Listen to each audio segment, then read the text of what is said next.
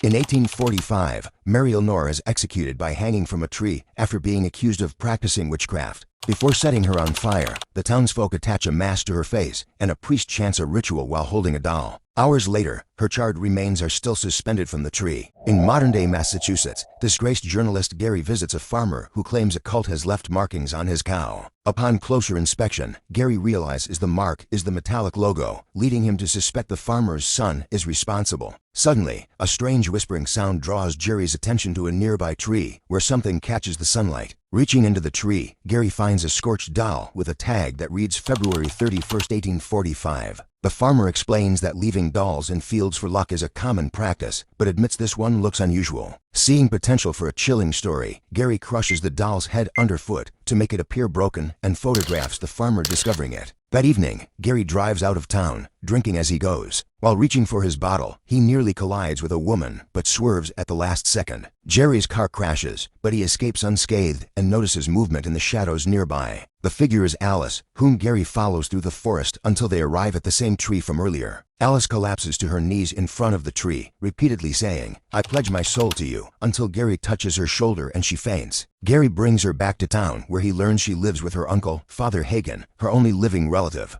Hagen calls Dr. Natalie to examine Alice, who confirms she is unharmed and reveals she is deaf-mute. Gary questions how he heard her speak, but Natalie attributes it to his drinking. With his car under repair, Gary is forced to stay at a local motel. While attending church, Gary hears Father Hagen's sermon and notices Alice fixated on a statue of Mary. Alice hears a woman's voice calling her name, suddenly rises, and walks out of the church in a trance, with other young girls inexplicably following her in perfect formation. Everyone joins in as Gary readies his camera to capture the moment Alice fixates on the tree, where she sees a vision of Mary. After a brief silence, she surprises the crowd by speaking, announcing that Mary's voice has spoken through her, asking everyone to return to the tree the following day. Later, Natalie conducts medical tests on Alice, who is thrilled to find she has gained the ability to hear. That night, Gary dreams of a crimson sky enveloping the town, the doll shattering, and a spectral woman emerging from a blood-red stream. He wakes abruptly when a drop of water lands on his face and notices the ceiling is riddled with mold. The next day, the townsfolk gather at the tree again, and Gary records everything as it unfolds.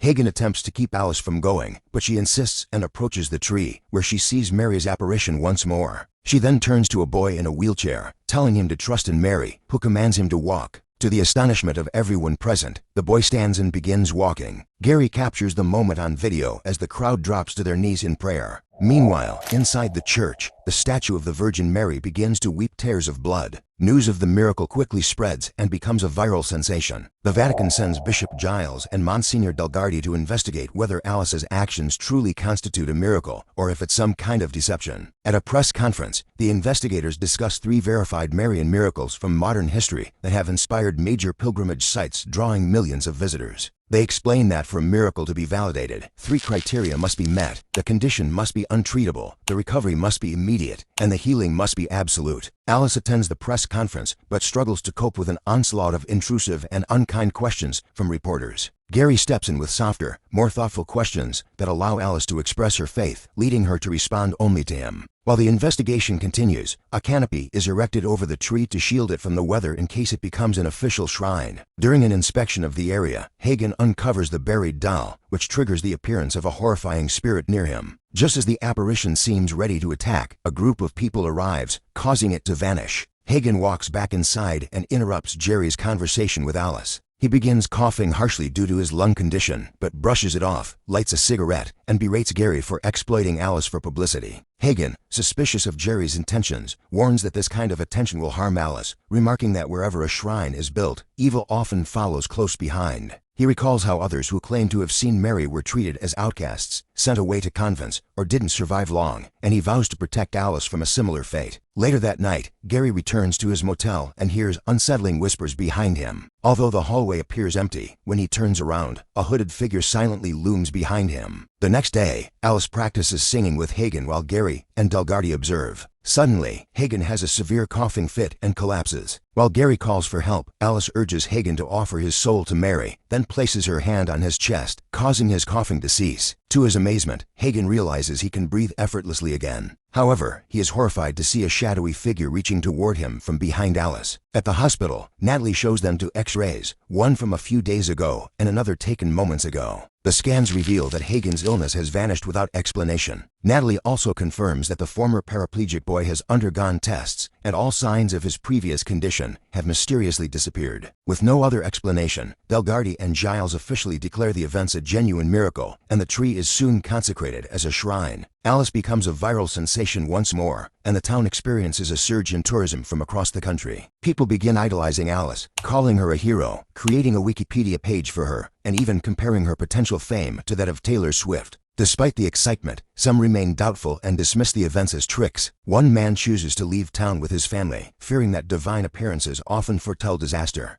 Overwhelmed by the swarm of reporters surrounding Alice's home, Hagen decides to send her to a diocese in Boston to ensure her safety. Some time later, Hagen is smoking inside the church and notices the smoke drifting in an unusual direction. Following the smoke, he discovers a hole in the wall hiding a notebook that outlines the steps for a ritual to trap evil using a mask and a doll. In the darkness, an unseen presence watches him intently. While having dinner with Natalie, Gary brings up the doll he found. She explains that such dolls are believed to trap malevolent forces, with the impossible date of February 31st acting as a seal to keep them contained forever. After dinner, they take a walk, and Gary is startled to recognize the creek from his dream. Natalie mentions that much of the town once belonged to the church, and Gary surprises her by correctly guessing the year was 1845. As Gary examines the water, the ghostly figure from his dream suddenly leaps toward him. When he turns back, for a fleeting moment, he almost sees Natalie as the ghost. Growing suspicious, Gary decides they need to speak with Hagen. Meanwhile, at the church, Hagen hears the sound of chains and notices someone entering the confessional booth. He follows them inside and begins the confession, listening as a woman's voice mentions typical sins. However, her tone darkens as she admits to ruining countless lives and chillingly declares she has come for him. A hand slams against the partition as she claims Satan gave her power, and she was the one who healed Hagen, but is insulted by his doubts. The lights begin to flicker as she continues describing how she destroyed everyone who tried to stop her. Overwhelmed with fear, Hagen rushes out of the booth, only to hear the church organ playing by itself. He then sees a shadowy hooded figure in the center of the church with a rope draped over its shoulders. Hagen attempts to flee, but the apparition blocks his path and attacks him. When Gary arrives at the church, he hears noises coming from the confessional. He opens it, only to find it empty. At that moment, he turns and is horrified to see Hagen's lifeless body hanging from a rope. After the paramedics take Hagen away, Giles asks Gary to keep quiet about Hagen's apparent suicide, fearing it would damage the community's faith in the church. However, Gary is skeptical that Hagen took his own life. The following day, Gary visits Alice and recalls how Hagen believed evil always follows. Alice, however, insists that Mary would never allow such a thing to happen.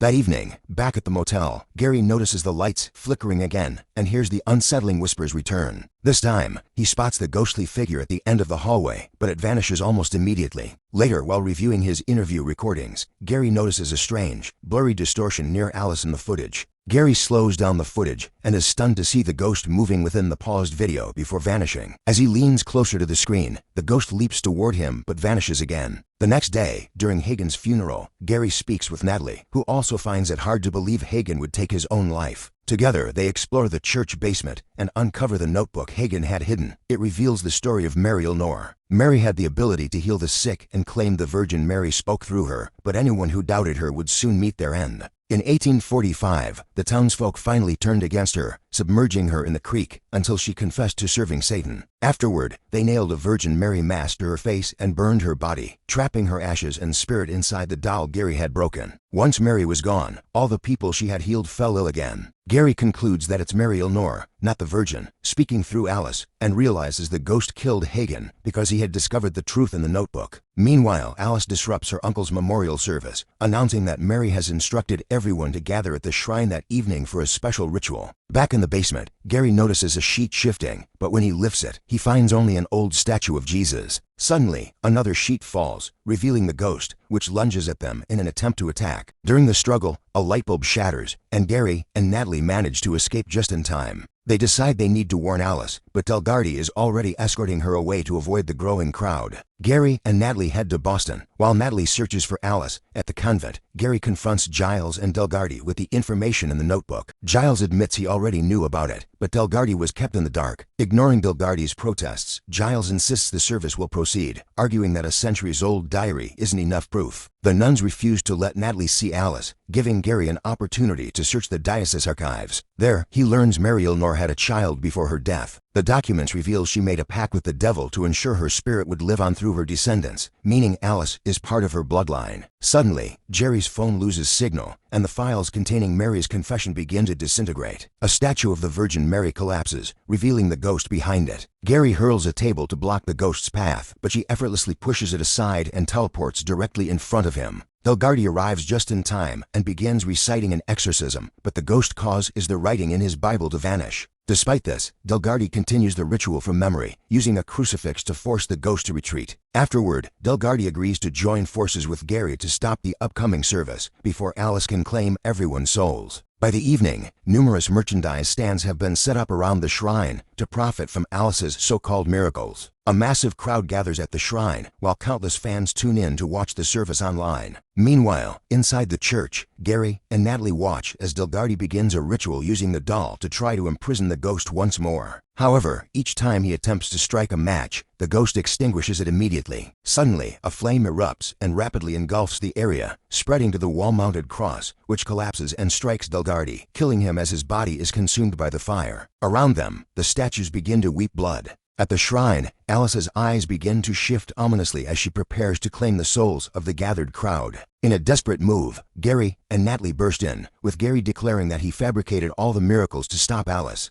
Natalie communicates with Alice in sign language, trying to explain that Mary is actually a demon, not a saint. Gary elaborates on his fabricated story, adding that Hagen took his own life and that Giles asked him to keep it a secret. Natalie accuses Mary of being responsible for Hagen's death, causing Alice to hesitate as doubt begins to cloud her mind, while the crowd grows outraged by Jerry's claims. At that moment, Mary threatens Alice, saying she never hear her voice again unless she finishes the ritual. Finally realizing the truth, Alice announces to the crowd that Mary isn't who they think she is. The audience turns on Alice, hurling insults at her, until the tree and its ornaments suddenly ignite in flames. Chaos erupts as the crowd panics and flees, but the boy who had been healed loses his ability to walk, and Natalie rushes to save him. As the fire spreads, the ghost emerges from the burning tree, intensifying the flames around her. She then removes her mask, revealing her charred face, before touching Giles, causing him to burn to ashes instantly. Gary and Alice attempt to escape, but the ghost repeatedly blocks their path. She burns Jerry's hand and pushes him into the flames, scorching his leg. Just as she is about to finish him, Alice steps in and takes the attack herself, collapsing as the ghost's sinister hand fatally wounds her chest. With Alice's death, the ghost loses her connection to the mortal world, screaming in rage as she vanishes into nothingness.